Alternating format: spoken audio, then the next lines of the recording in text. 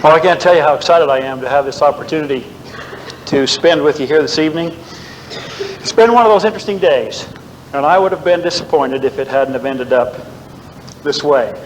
So, I want you to know that there's a reason for all of this, and I really pray with all my heart that the Spirit will help me deliver the message in the way and with the Spirit that our Father in heaven would have it presented here tonight.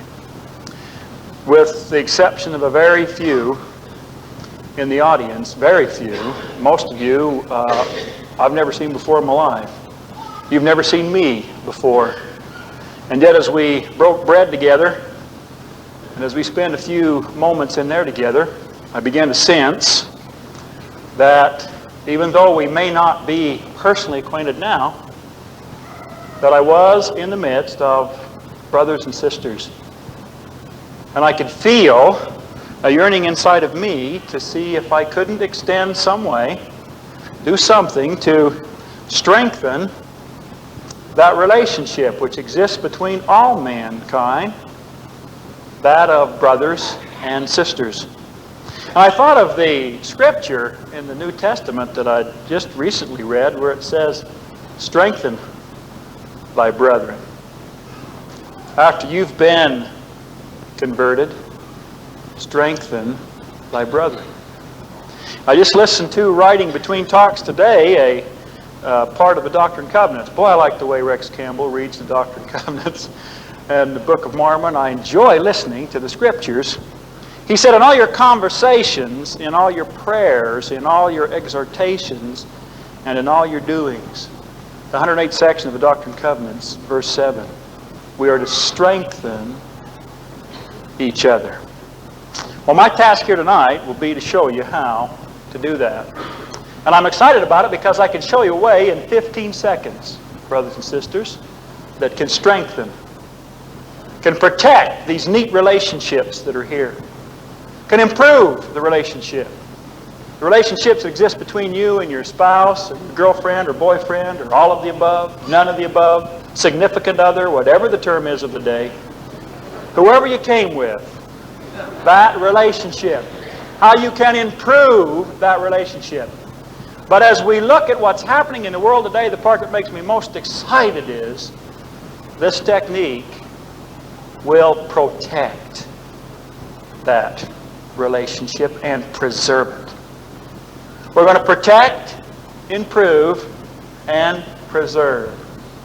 And do it all in 15 seconds. You may, when I'm done, take a look at what we've said and say, well, that's one pip of a technique then. If you can do all of that in 15 seconds. Well, I'm going to show you that we can because we will do that. Before you leave here tonight, you'll see how you can protect, improve, and preserve the critical relationships that make up this group of people, this membership of the Lord's church. Now to get there, I have to kind of take some unorthodox approaches. First of all is, and to show you how important it is, the technique that I want to use is one that will help you bridge the gap that exists sometimes in our lives between knowing what ought to happen and our ability to do it. I'm frustrated all the time by finding myself in a situation where I knew what to do, but I wasn't able to make that connection between knowing and doing. It was vividly illustrated for me what a struggle that can be for us. Recently at another function where everyone sat at tables and ate, and I sat at the head table like we did tonight, only the people at the head table normally at functions like this are really stressed out. They're looking at their watches, they're wondering if the speakers are coming, they really don't want to visit. We didn't have that problem tonight. It was really nice to visit with the people at the head table. Well, at this particular function, they weren't into talking. They were looking at the agendas, and I get scared. Unless someone will talk to me, I get really nervous. Start to imagine the audience is hostile, and they don't really want you to be there. And so at this function, I desperately began to reach out. I needed someone to strengthen me. I looked for a relationship somewhere, some common bond. I didn't recognize a soul. But then I found about 3 tables away a group that was sitting there, and they had come committed to enjoy the evening. I mean, you could tell that when they walked in. It was just all over their faces. Now, it was a group like this, so I know that this feeling of joy that they had hadn't been falsely induced. It was the kind of people who would come not influenced by chemicals or other things. So their obvious joy had come by some natural means. And as they sat there at the table, the announcement was made that the salads would be served, and the people brought the salads in. And I watched this table, and it was just exciting. Why, they started to giggle and laugh. And I looked down at my salad. It didn't make me want to giggle or laugh. Looked over to theirs, and they were just really enjoying it. In fact, there was one brother whose face I could see, and he brought great joy to me because he's a very large, I mean massive man. And when he enjoyed, it was a total experience. It just kind of started in his face and just radiated out. And then he'd just slow down from that, and someone else would say something funny, and then he was into this again. And I was really enjoying it. And if that happens with the salad, can you imagine what's going to happen when they bring the main course in? So they set ours down first, and I just let it get cold. I wanted to see what he did when that plate was, and sure enough, they put the plate down, and it was just, they began to laugh so much that several tables around focused on where they were. Now, as this was going on, and I was laughing along with them, I sensed a change in the spirit of the table. In fact, I could see in the countenance of this fellow that he wasn't having fun anymore. He was in trouble. I watched that facial expression change from laughter to panic. And as all this was occurring, something in the back of my mind started to trigger something I had learned, something I knew. And that's a sign of something. Meanwhile, his coloring started to change. I'm going, I remember. It was a class I took. And about that time, he was standing up, gasping.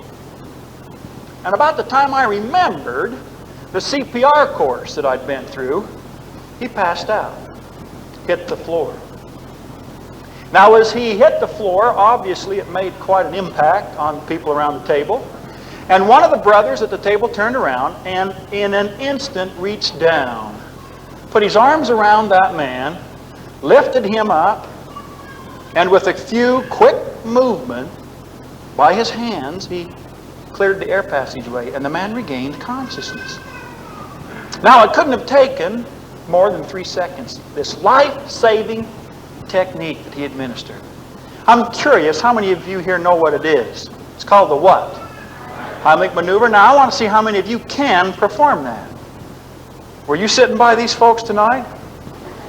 Next time you eat out, make sure you get by one of these whose hands are up. It takes just a few seconds to administer, yet it has the power to save a human life. Well, I was really embarrassed, because in my wallet is a card that says I'm certified to administer that life-saving technique and many others, but I didn't do it. I had not become, as the Lord said, a doer of the word. I'd heard it, but I wasn't able to do it. Now, I tried to pacify my conscience by talking to other people. Well, I was so far away. By the time I got up, surely someone else would. Didn't buy it at all. In fact, it was interesting to me to discover how many people there with me also knew this. After the talk, I went up and thanked the man for not dying. I've had to do some tough programs, but never after someone choked and died right before you were introduced. No, I was really feeling guilty and wanted somehow to apologize for him for not coming to his aid. And when I talked to him, it was funny. He says, well, it's the silliest thing. I knew what to do. I teach that. If I'd have just had presence of mind, I could have pulled myself to the table and cleared my own passageway. But you see, I panicked. And I was quite impressed with that. And then to learn that everybody else at that table knew what it was that would have saved his life, but only one did. One performed the life-saving gesture. I asked him about, congratulated him like many other had, and he was a very humble person, very humble, that I did what had to be done. And I asked him what he did professionally, and I'm a paramedic.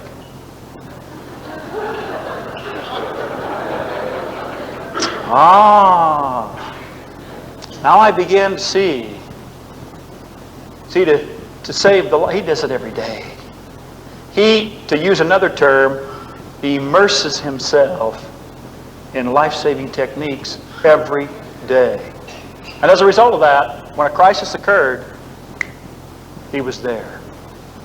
Well, brothers and sisters, I want to show you another life-saving technique here this evening. People are dying physically, and they do that every day, but the one I'm concerned about is that emotional and spiritual death, that crisis which is coming into hundreds of relationships, and people knowing what ought to be done, but somehow not able to do it, or have forgotten, or just can't seem to respond when they're supposed to. So what I want to do is show you how, by using the technique which the paramedic uses, something you can do every day, so that it becomes so natural that you save every life, you strengthen every brother or sister that you have contact with, and you do it naturally. And it's so simple, so easy to see, so simple to hear, and what's even more amazing, it's so fun to do. Once you discover it, we'll probably have to have you stop saving so many people, because it's fun. And like I said, to show you, you'll be able to do it before we leave here tonight. Now, in order to make that happen, let me give you some type of an incentive as to why we ought to do that. If you were to look and identify the major problem facing families in our church today, and then broaden it out into the community and the world, you would find that we have far too many relationships that have become victims of what we call the ouch syndrome. Now, the ouch syndrome develops when the techniques of protecting, improving, and preserving aren't being practiced every day. And very, very, very innocently and subtly, something creeps into that relationship which becomes so overpowering, usually controlling, that it develops into a chronic hurt. Now, you can tell a relationship that's been victimized by the ouch syndrome because they're the kind that when you see them coming, you turn and go the other way. They're the ones, the people you meet in the hall, you see them coming, and you all of a sudden get an instant urge to find the restroom somewhere. You just don't really want to have to face them. You may not even know why you feel this way.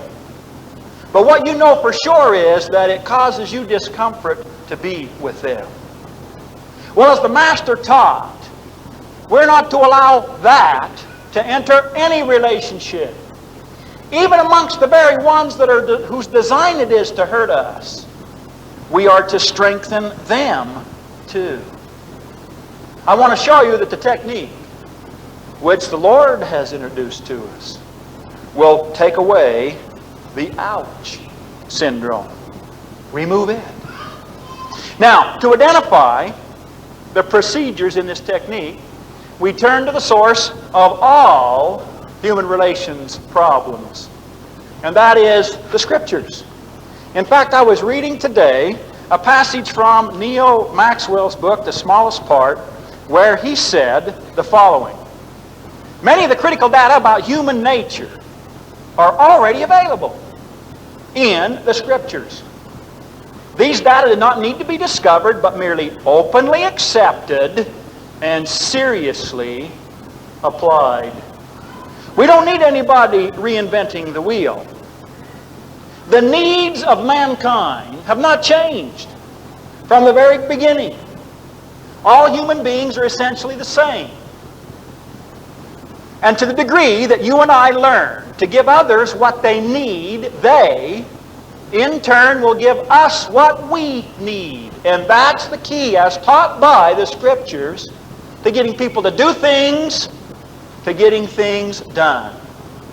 And the beautiful test is, we'll know we've accomplished our task when we leave that relationship.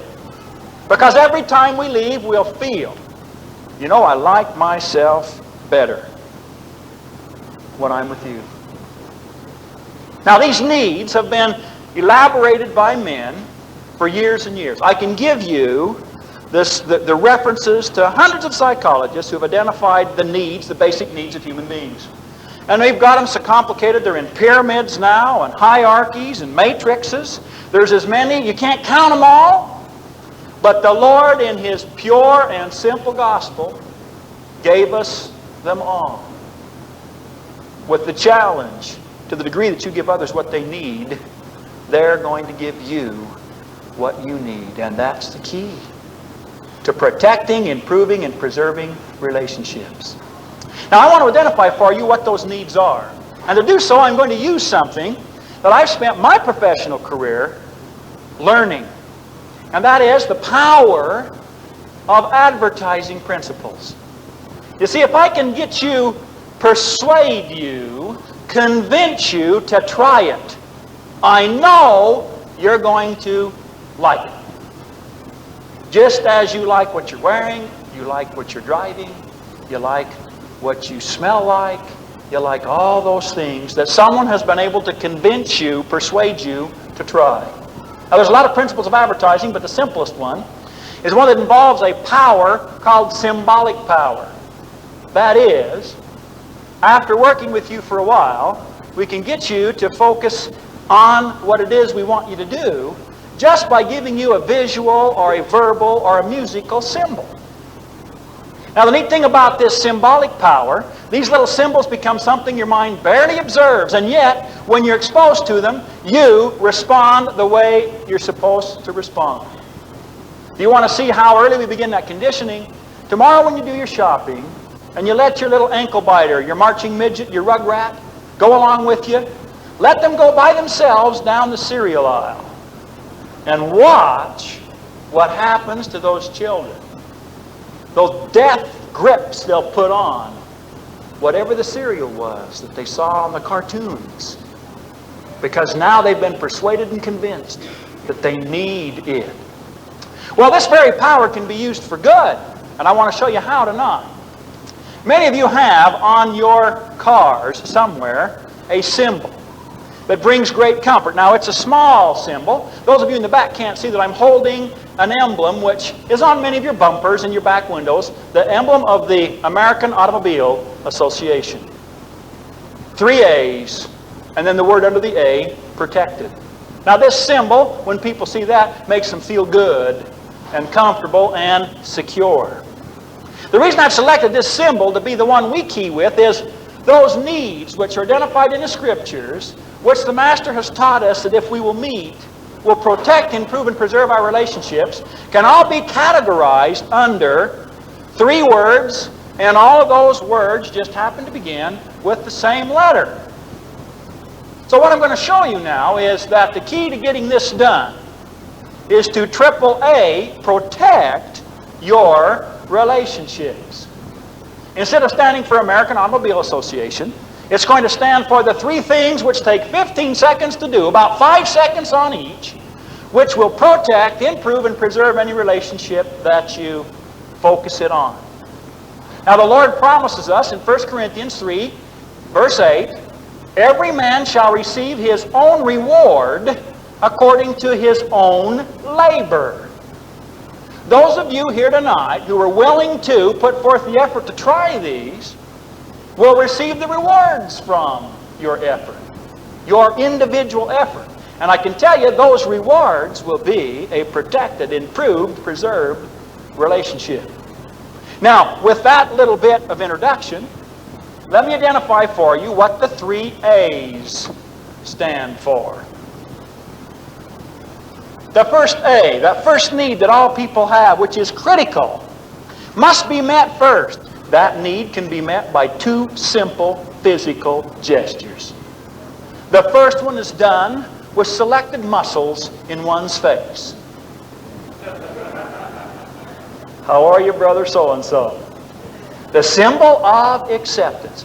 So eager are people to receive it that they will return it within seconds. If you want to test this for yourself, just try it. See someone that you don't know and send out that symbol and watch how quickly they will return it, because it is a basic need of mankind. To the degree that you give others what they need, they're going to give you what you need. And that's the key to getting things done, to getting people to do things.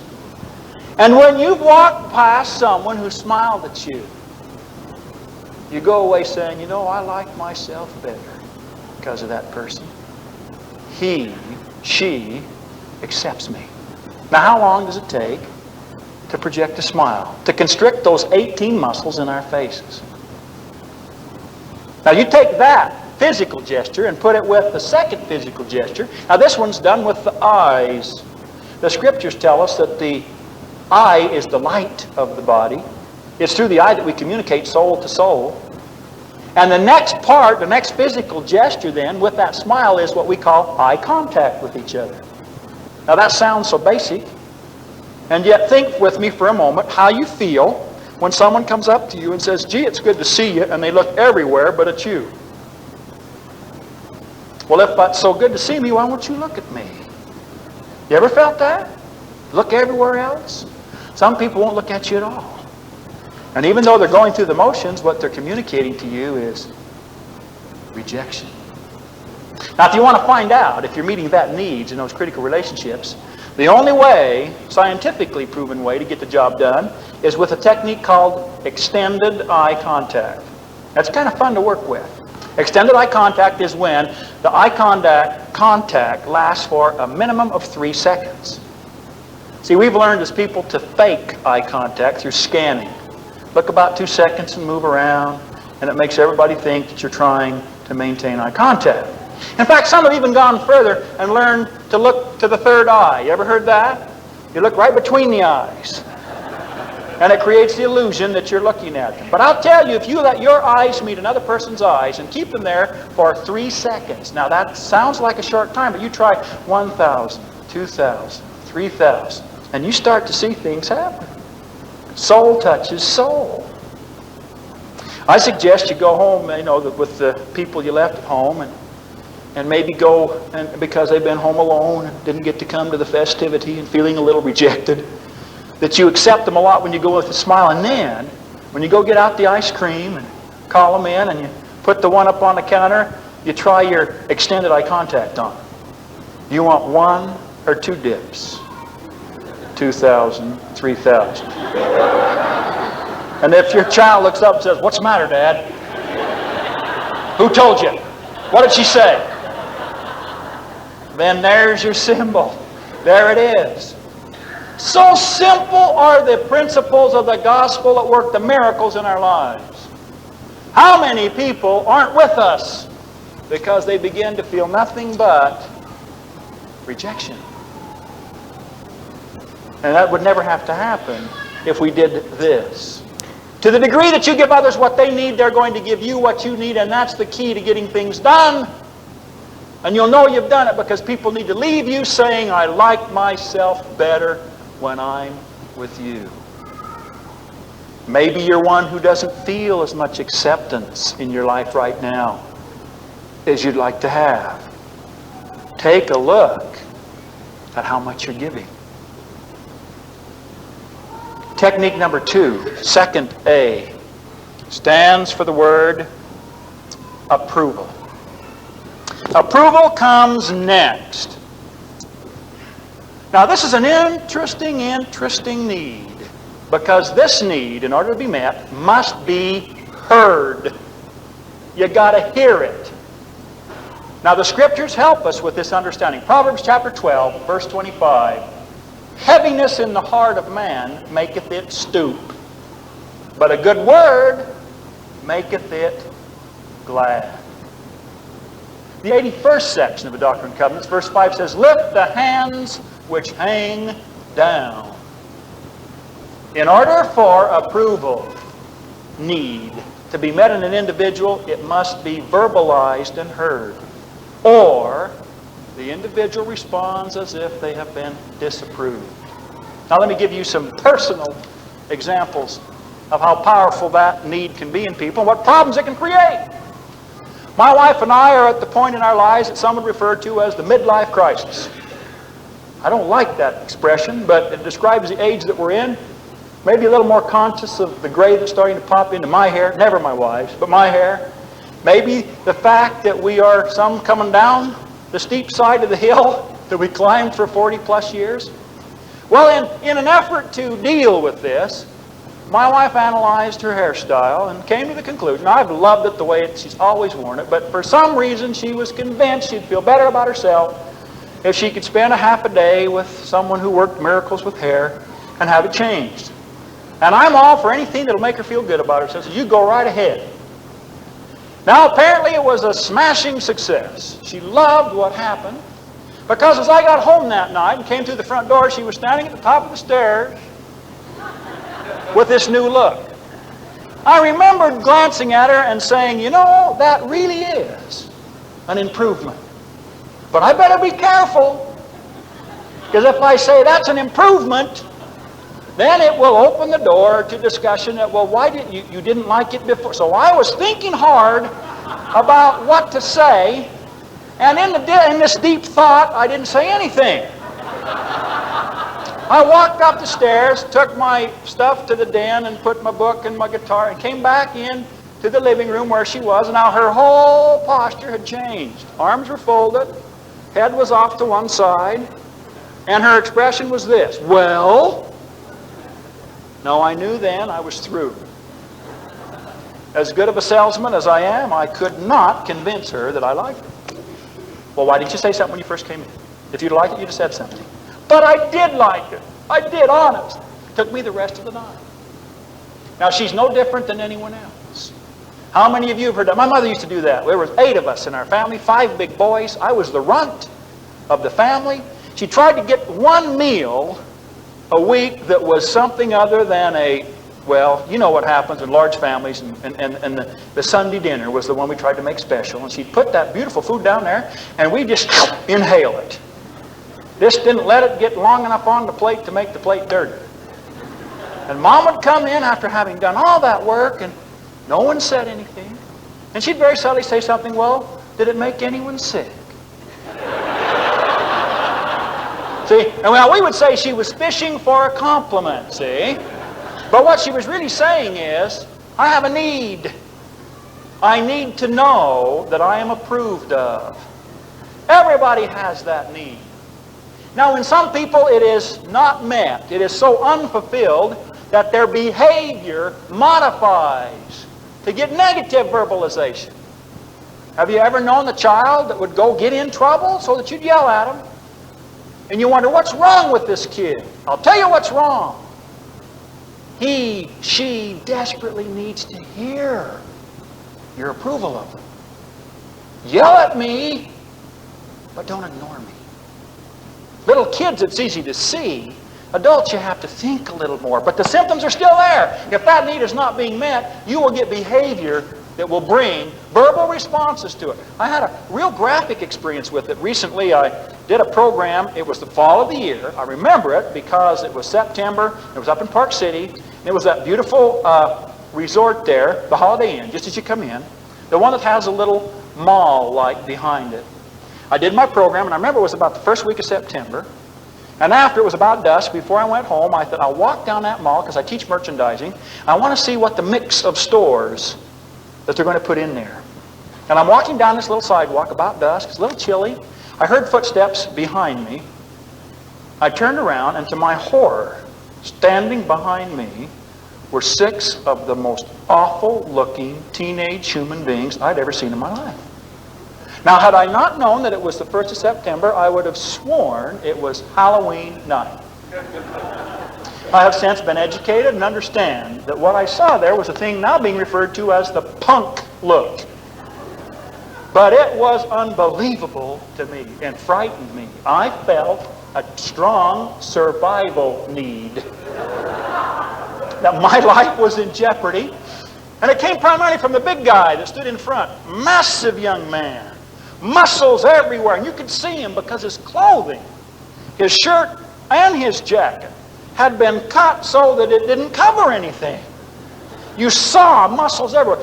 Chains around his wrists. A very insecure lad because he had 3 belts. Pants were too short. Shoes came out to points. But the thing that caught my eye was what the young man had done to his hair.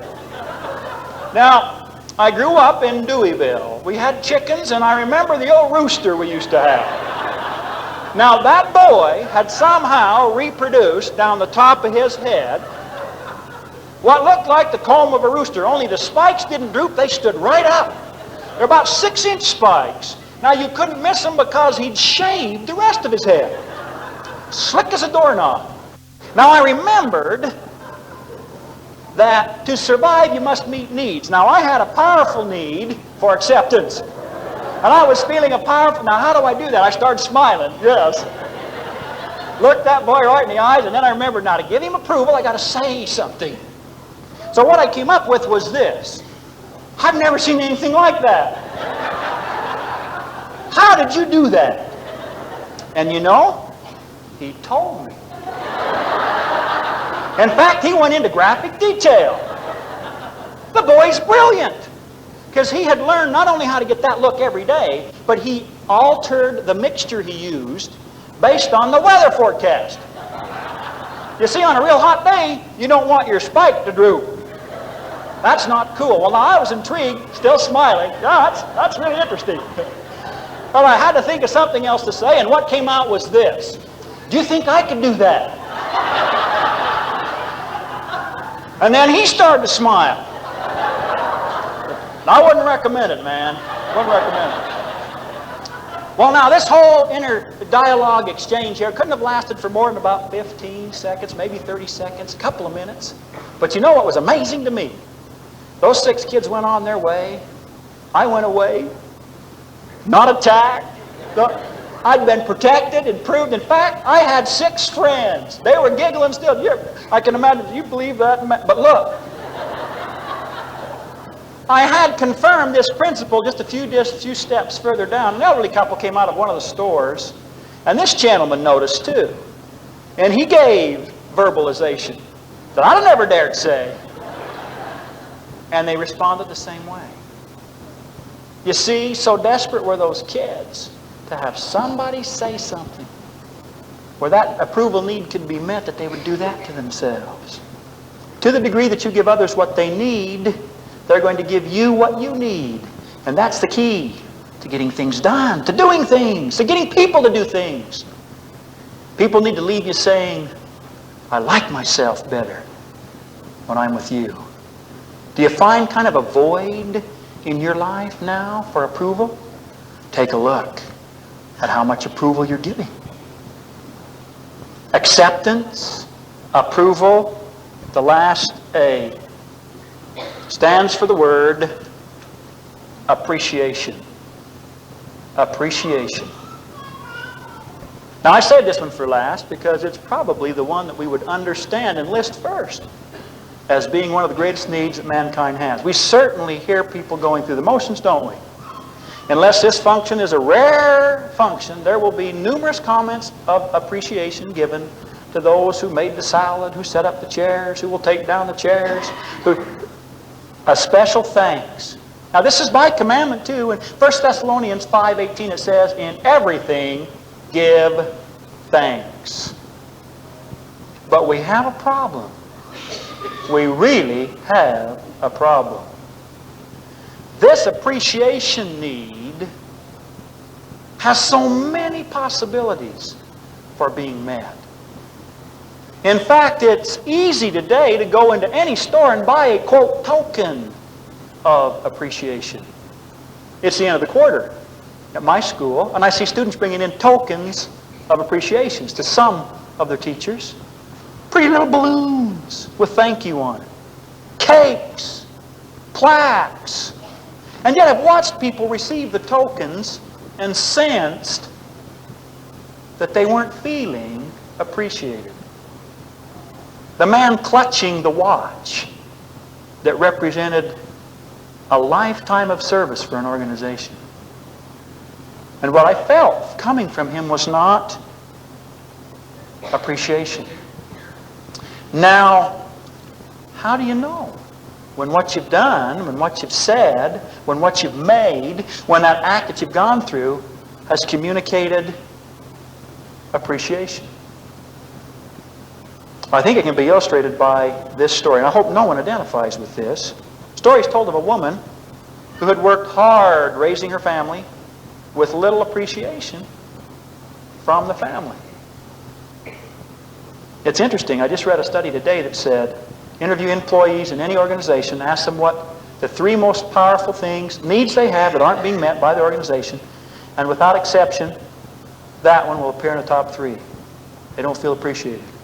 The reason that stays in my mind is because the very next one talked about managers. And ask them what 3 things they need from their organization, from their company, from their people that they don't get, they wish they had, would make them happier. Within the top 3, that one appears. Interesting. I talk to kids every day who wish their parents appreciated them. I talk to parents every day who say, if the kids just appreciated what I'm doing. Why are we missing it? This woman now, one evening she asked her husband, I suppose, Peter, if I should die, you would spend a large amount for flowers for me, wouldn't you? Well, of course I would. Why do you ask? I was just thinking, that $20 wreath would mean very little to me then. But just one little flower from time to time while I'm living would mean so much to me. Wasn't Martha really voicing the heartfelt hunger throbbing within the breasts of all people you see? Just a little flower from time to time gives people the basic hope and joy of their living. The little flower touches them. It's the little one. It's the little note written by the 8-year-old, left under the pillow. Love you, Mom. That brings the tears of appreciation to the eyes. Why wait until the hearts have stopped loving, the eyes are unseeing, and the ears are not listening? Why do people hold back their expressions of appreciation? Maybe friction has worn down gratitude. Hurt has dwarfed admiration. It could be that the scarcity of appreciation has diluted its flavor. Or perchance, there's a less than noble little voice squeaking that lie from the father of all lies. If you don't get it, don't give it. If you don't get it, don't give it. I'll wait until somebody appreciates me. To the degree that you give others what they need, they're going to give you what you need. And brothers and sisters, every man and woman needs acceptance, approval, and appreciation. And if you and I can discover a way to do that, and do it naturally, we could solve the majority of problems that are destroying the homes, breaking up the families, eroding the society. Well, I know we can do it. If I can just get you to remember AAA protection. Now, to do that,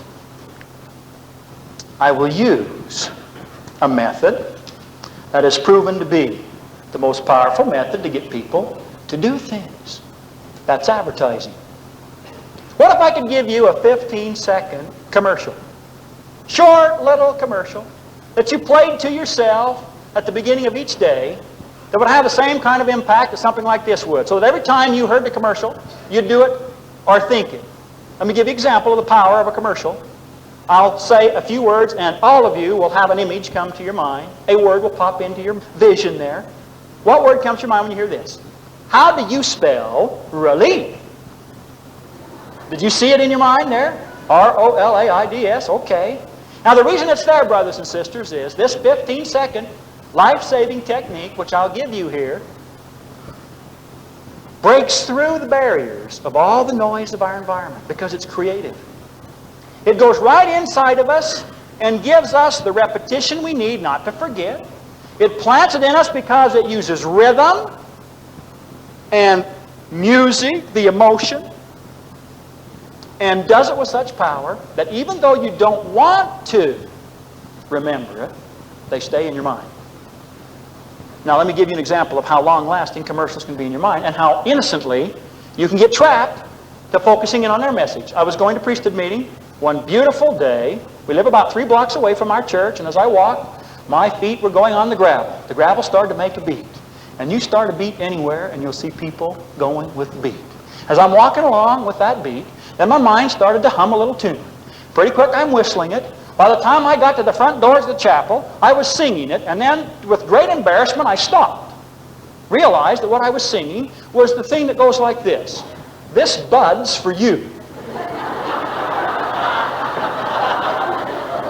And for a moment I thought, now if the bishop were standing there, as I walked through, what would he think? Now what I'm suggesting is we take that same power and use it to help us remember the very things that will save the emotional and spiritual lives of those people that make up our critical relationships. Now I came prepared to teach you one. Now we can't recreate in a chapel, can't bring in the amplifiers, the synthesizers and the pulverizers that an advertising agency would do and dim the lights and then just blast it sensorily into your mind. But I think I can, with simple illustration, show you how powerful we can make AAA protection. We start with rhythm. Rhythm's a funny thing. Then with a little encouragement, to the degree that you give others what they need, they are going to give you what you need. Be AAA protected. It's the only way. AAA protected every day. Now I can see some people go, hey. I get into that. Now the interesting thing about a jingle is, to the degree that you give others what they need, they are going to give you what you need. Be AAA protected. It's the only way. AAA protected every day. Takes about twice through, and your mind is so conditioned that there are people out there right now who could sing that. With a little encouragement, they'd just throw their heads back and sing right along. Now I know you're here with friends, and some of you, the thought of that makes you a little nervous. But don't be. You can't make a mistake. Just wait for the signal. To the degree that you give others what they need, they are going to give you what you need. Be AAA protected. It's the only way. AAA protected every day. Now don't be so timid. Come on, you sing all the time here. Oh, I understand. Maybe you experience that. I've seen this happen, and it's really sad. Maybe you've grown up believing you can't sing. Reinforced by some well-meaning person who sat next to you in church when you tried to sing. And they looked over, checked the number in their hymn book to see if they're singing the same hymn. And you just decided, okay, I won't punish humanity. I won't sing. Well, you don't need to be left out because, once again, our young people have come up with the answer. For those that are uncomfortable singing, they've developed this thing called rapping. Now, rapping gives people the chance to not sing, but still use rhythm and music to get the idea across. You can be your personality, quiet, reserved, macho, really excited, very subdued. You just, when the signal comes, instead of singing it, you just say it. To the degree that you give others what they need, they are going to give you what you need. Be AAA protected. It's the only way. AAA protected every day. So you can be yourself that way. Now, for you singers, you go right ahead and sing because it's a lot more fun. But then the rappers go ahead and join in. Wait for the signal. Comes the same way every time. To the degree that you give others what they need, they are going to give you what you need. Be AAA protected. It's the only way. AAA protected every day. You know, I like the melody you're singing better than the one I wrote for that. It's got more class. You keep singing yours and I'll throw mine in and call it harmony, okay? Now, I did look out and notice that there are still some who are somewhat uncomfortable with the whole proposition of singing or rapping. So, because we're here together and we want everyone to benefit from the technique, there's one that everybody can do. Technique number 3, You have to watch me for this one. It's called the goldfish technique. Now, while the people are singing and the rappers are rapping, we goldfishers do this. On the signal, you got it down? There's not a chorister in the church that can tell you're not singing from up here if they see you. Just let those lips flap in the breeze, okay? It creates the illusion that we've all began to sing together, okay? Now, whether you sing or rap or goldfish, I'm going to give you a chance to practice it because I've prepared a script that summarizes those main points. And I'll do the verse part, and then you'll know when it's time to do the self-commercial because I'll give you the signals, the same signal every time. Now, what I want you to do is to remember that so that tomorrow morning, first thing, when you go into what I call the self-awareness chamber, where you're all by yourself and regaining contact with yourself, before you come out of that, you recite the commercial. And then I know then, on your mind will be, have I AAA protected? That little kid of mine sitting there glued to the Smurfs. I'm not going to let him be paralyzed, hypnotized by that machine until he's been AAA protected from me. He'll see my eyes, he'll see my smile, he'll hear me say something positive. That's the most creative way you've ever spilt milk. You're really getting that down, son. And then just reach over and let him know you appreciate him by giving him a hug. You'll touch him and work the miracle. 90% of the things we do are prompted by a strong desire to feel important too. Positive reinforcement is the power that AAA protects us every hour. A three-legged pedestal that preserves every human relationship surely deserves the focus of our efforts every day. We must practice each of the AAAs. I remember what to do. To the degree that you give others what they need, they are going to give you what you need. Be AAA protected. It's the only way. AAA protected every day. Ooh, good. It's working. I'll bet you can remember what the first A is too. See, music does that. Music brings it to your mind. First A stands for what? Acceptance. And all we have to do to meet that need in each other is smile and participate in extended eye contact.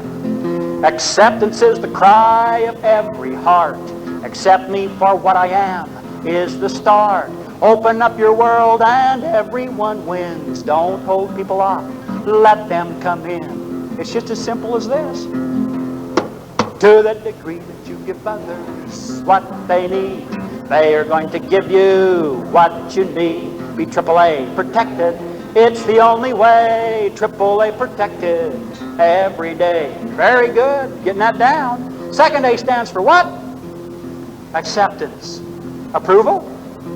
Appreciation. Just testing you. Just testing you. Second A stands for what? Approval.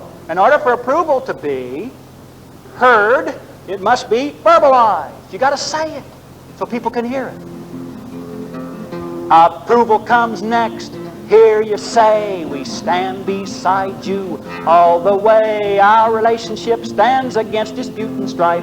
These verbal votes of confidence give people life. To the degree that you give others what they need, they are going to give you what you need. Be AAA protected. It's the only way. AAA protected every day. Boy, we're doing good. 2 out of 2. We got one more to go. Last A stands for what? Appreciation. Toughest one of all. Toughest one of all. How do we know when that need's been met? What's the signal? You can see that it touches them. Whether it's a word, whether it's a gesture, whether it's an item, whether it's a token, you will see and you'll hear and you'll feel that it touched them. Don't hold back appreciation. Project your respect and admiration. Tell them that you love them. Do it today. Share yourself like this. It's the only way. To the degree that you give others what they need, they are going to give you what you need. Be AAA protected. It's the only way. AAA protected every day. You know, you've been so good, I got to show you something else. I slipped in there, little advertising technique. Came from the work done with the dogs and the bells. Remember those poor animals? Produced what we call the stimulus response theory. They got the dogs so conditioned that when they heard the bell, that there would be food there, that they could ring the bell and the dog wouldn't even be near food. And he was ready to eat. People work the same way. Watch this group here. We don't have to use bells. It could be something simple as, see that? You see what happened? Now, wouldn't it be beautiful if we had the time to get you so conditioned, someone come by your house tomorrow, go up the front door, and you come there to the degree that you give others what they need. Focused on what it is that will meet the needs of those people. You know, brothers and sisters, it doesn't matter who it is on the other side of the door, does it? Whether it's our dearest, closest friend or total stranger. We know they're essentially just like you and I. They have powerful, powerful, strong needs of acceptance, approval, appreciation, AAA protection for every situation. Human relations go stronger every day. AAA protected, it's the only way. See if you got it down. One last time. To the degree that you give others what they need, they are going to give you what you need. Be AAA protected, it's the only way. AAA protected every day. Very good. Now I have, for those of you that would like, a copy of the script that contains that little jingle, so that you can go home and teach it to your families. On the bottom of it, I've given credit to someone who wrote a book that said it that way. The author is Robert Conklin. The book's called How to Get People to Do Things. And he said this precisely: every other human being is essentially like you, and that's the key to getting others to do things for you. Remember, to the degree that you give others what they need, they're going to give you what you need. People need to leave you saying, I like myself better when I'm with you. Now, in all due respect to Robert Conklin and his effort to help people, I found it said another way in something else we've been asked to review every day. In fact, Neil Maxwell said, everything we ever needed to know about human relations can be found there. Matthew chapter 7, verse 12. Therefore, all things whatsoever ye would that men should do to you, do ye even so to them. For this is the law of the prophets. The answers have always been here. How to AAA protect. Now maybe, just maybe, I can do one other little advertising stunt to reinforce the concept. Let's say that what I'm telling you is to do this to your relationship. Bring into it the A team. Now most people know who it is when we talk about the A team. That remarkable group of individuals who can take any situation, no matter how hopeless it looks, and work miracles. Literal miracles. One of them, the reasons they can do these great miracles is because there's one member of the team which is tremendously strong. Mr. T. Now, what I want to show you is what the A team can do to this horrible, horrible situation we talked about earlier called the ouch syndrome. That overpowering, usually controlling, chronic hurt. Ouch. You take the A team with Mr. T and let it go to work on ouch. Put a T there and what do you get? Touch. Is not that what the Lord is trying to get you and I to do? To let the gospel touch our lives. In the 76th section of the Doctrine and Covenants, verse 19, the Lord touched the eyes of our understanding. That's why we've been asked to immerse ourselves in the restored word of our Father in heaven. Luke chapter 18, verse 15. And they brought unto him also infants, that he would touch them. Brothers and sisters, until the principles of the gospel touch our lives, until they touch every dimension of our lives, we will not be protected, improved, or preserved. It takes protected, improved, and preserved individuals to make celestial, eternal relationships. Those ones where there is that tremendous, overpowering, usually controlling, continuous happiness, referred to as the joy and peace that the gospel brings. Oh, that I could leave one message in your mind,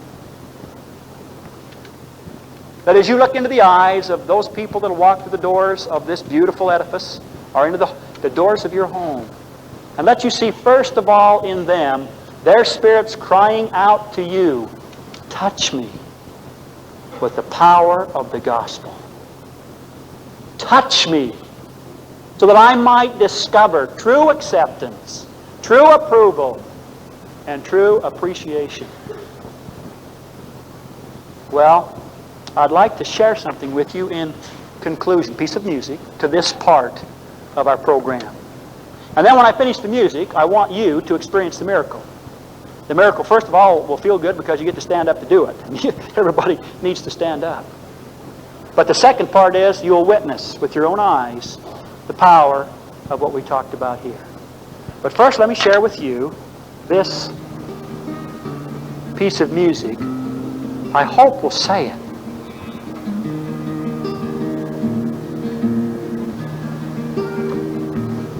Just touch me. I need to know you love me. Just touch me. It's the way you say, I love you. Let me feel love's power. I'm wilting like a flower. Don't let me fade away.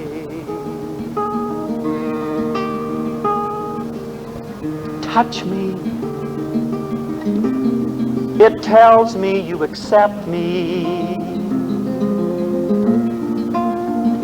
Just touch me in your tender way. The feeling overcomes all sorrow. I can face tomorrow. Don't let me fade away.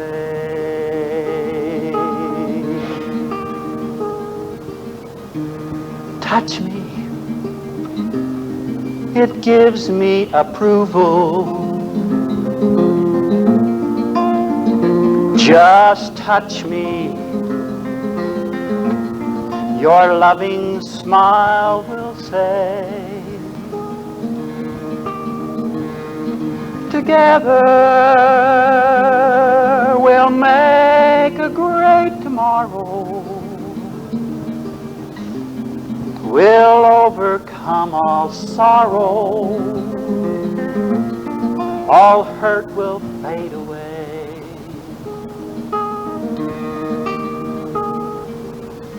Touch me. Shows appreciation. Just touch me.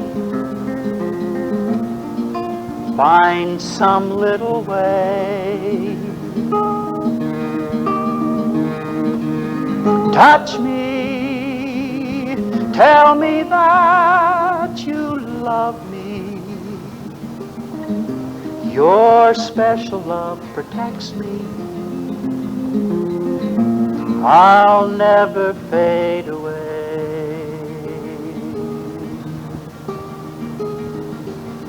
One tender touch can say so much. It is God's way. Touch is the power that lasts for hours, brings love into each day.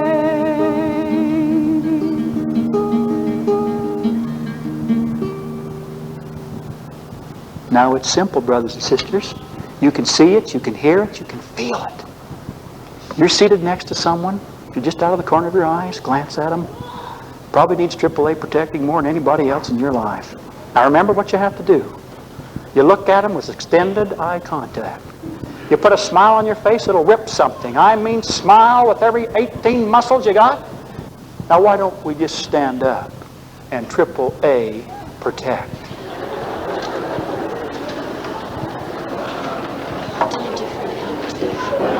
I think you can see on the facial expressions of the people that are there the power of AAA protecting.